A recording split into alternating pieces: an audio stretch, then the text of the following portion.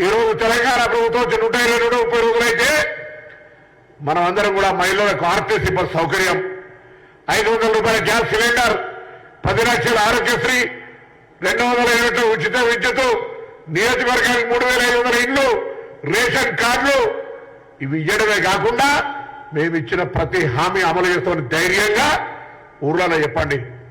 నిన్న హరీష్ రావు మాట్లాడుతూ ఉన్నాడు, డిస్ప్లే పెట్టుకొని చెప్తా ఉన్నాడు కాంగ్రెస్ పార్టీ హామీల గురించి. హరీష్ రావు గారు 3016 మందికి 16 రూపాయలు నిరుద్యోగ ప్రతి ఇచ్చిన వాళ్ళను మీరు ఓట్లాడుకొని మేము అడగం, వాళ్ళకి ఇయ్యనోళ్ళను ఇచ్చిన వాళ్ళని మేము అడగం. 3016 రూపాయల నిరుద్యోగ ప్రతి మీరు ఇచ్చుంటే మీరు వాళ్ళు ఓట్లాడుకోండి, మేము అడగం. మీరు గనుకలకు 3 ఎకరాలు సాగించుంటే మీరు ఓట్లాడుకోండి. మీరు డబుల్ బెడ్రూమ్ ఇల్లు ఇచ్చిన వాళ్ళకు మేము అడగం. మీరు మా గురించి చెప్తా ఉన్నారు. 4 నెలలు కానీ 10 ఏళ్ళు పరిపాలించిన వాళ్ళు మీరు ఒక్కసారి ఇట్లా చూపెడితే 4 ఏళ్ళు మీకు చూపెడితే గుర్తుంచుకోండి. మేము ఇలా కరువు కాంగ్రెస్ తెచ్చిందంటున్నారు. కనీసం జ్ఞానం ఉందా? 10 సంవత్సరాల మంత్రి మేము వచ్చిన తర్వాత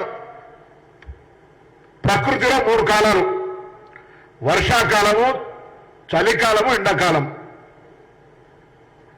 మేము వచ్చిన తర్వాత వర్షాకాలం రాలే. దయచేసి తెలంగాణ ప్రజలు కూడా అర్థం చేసుకోండి. వర్షాకాలం టీఆర్ఎస్ ప్రభుత్వ అధికారాలు ఉన్నప్పుడే దాటిపోయింది. ఇప్పుడు ఎండాకాలం, మళ్ళీ వర్షాకాలం వస్తుంది. అప్పుడు వర్షాలు పడకపోతే కరువు. అసలు కరువు మీరు కూడా కారణమని అంటలే. ప్రకృతి అనేటువంటిది ప్రకృతి వైపరీత్యం జరిగింది ఇక్కడ.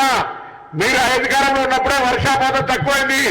నిజంగా చిత్తశుద్ధి ఉంటే చేతనైతే మాతో కలిసిరా, కేంద్రంలో కొట్లాడదాం. ఉత్తర భారతదేశంలో ప్రకృతి వైపరీత్యాలకు ఏ విధంగా అయితే రైతులు ఆదుకోవడానికి నష్టపరిహారం ఇచ్చిందో ఆ విధంగా కలిసి కొట్లాడి తెచ్చుకుందాం.